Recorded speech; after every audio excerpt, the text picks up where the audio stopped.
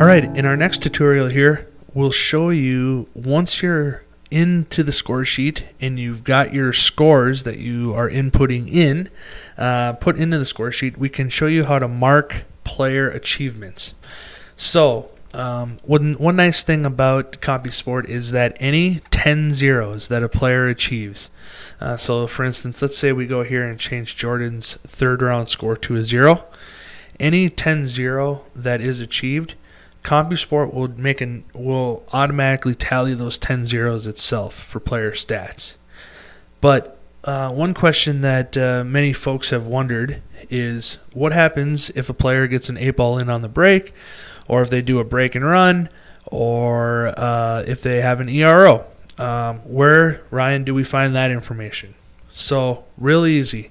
Let's hypothetically say that the same round that Jordan unfortunately received a 0, Heather had an ERO 10-0.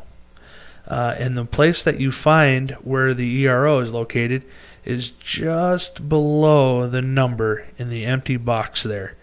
See how my cursor changes from the ability to allow me to click within a box to the hand?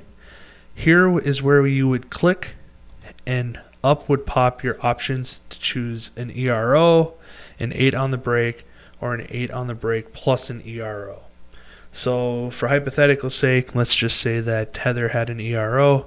It would just mark an E here. And so that is how you would identify an ERO.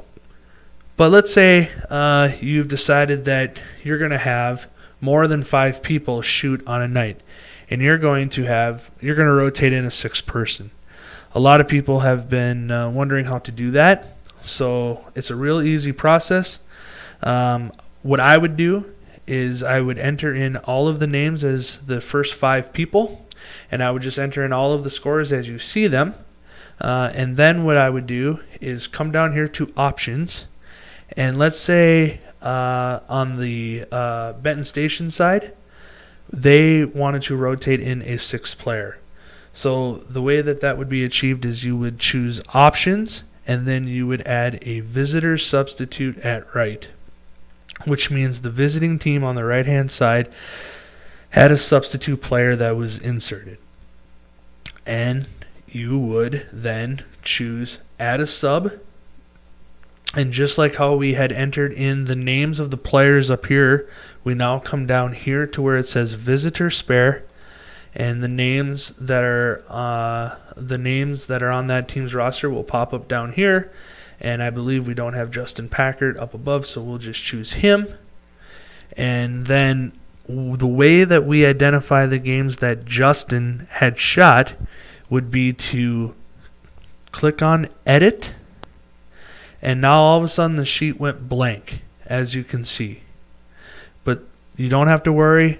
All you have to do is in each match that Justin shot, it will put a red square in the upper right hand corner of that match round square, and then reappear the score. And all it's trying to do is help you out as the user, so that way you know that these are the rounds that Justin shot. And that's all you have to do. And once you have it completed for all of the rounds that the spare shooter, in this case Justin, has shot, you simply just click stop edit, and that is it.